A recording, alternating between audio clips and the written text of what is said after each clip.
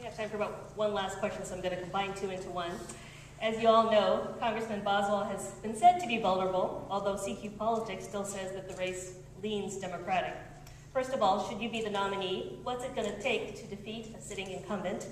And secondly, if you don't get the nomination, which of the other candidates would you support?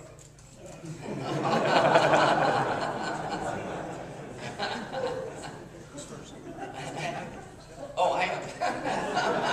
Oh, thank you very much. Well, that's a good question. I can answer the second part. I don't know yet. I have to study the candidates enough to really know who I would support. If it goes to the state convention, whoever they decide, I will support. And so I can honestly say that, and I will get behind them and do whatever it needs to take to get them elected. Leonard Boswell is a very unique person. I know that he's defeatable right now. As I went out and got my signatures, I ran into many Democrats who told me that Boswell has to go. His time has come. And so there's a lot of Democrats out there that are changing their vote, and those are the independent Democrats that will either not vote or will vote Republican. Hopefully they'll get out and actually vote Republican. But I think Leonard Boswell is very vulnerable right now, and it's mainly because of the state of the nation right now. Everyone wants that change, which Obama has pushed, and I think we're going to have that change. As far as Leonard Boswell goes, I think no matter who gets the nomination, it's going to be a tough fight no matter how much money they have or how much grassroots support they have. The Democrats really want to hold on to the Polk County seat, particularly before redistricting. As far as who I would support, I've said this several times.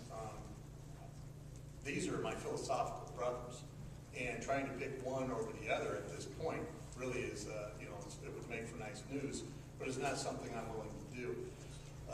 I can tell you that if one of us here is nominated, if one of us doesn't get 35% and it goes to the Central Committee, I will support one of these people up here, whoever gets it. If it's not one of us, then that is when I would switch to independent and go. Because these people have worked hard, and I know these folks, and they're decent, hard-working folks. I agree with that as well, Pat.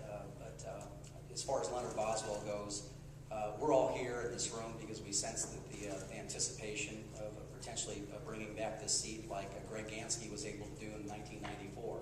I'm inspired by him and also the people that are up here. I mean, he came from the outside, and I think that people were looking at that point in time, obviously Neil Smith, a long-time incumbent, people from outside the process who haven't held office before but have a unique perspective of their own life experiences.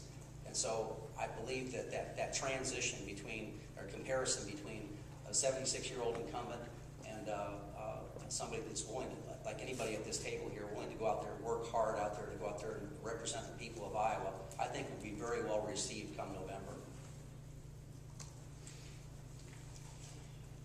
I believe Leonard Boswell is a good man, and I believe he's served his country in many, many ways. But I also believe that he's become quite ineffectual and that he doesn't represent the 3rd District anymore. And I believe in order to defeat Leonard Boswell, it's going to take more than the Republicans because, one, we're quite simply outnumbered. In my opinion, it's going to take the support of the independent voters to defeat Leonard Boswell, plain and simple. That's been evidenced in Massachusetts and elsewhere, and we're going to continue to see that across this country. And I believe, as I said in the beginning, that I think I'm the only candidate that's capable of assembling a coalition of voters that will be necessary to defeat Leonard Boswell. In terms of who I will support, should I not receive the nomination, I will support the party's nominee.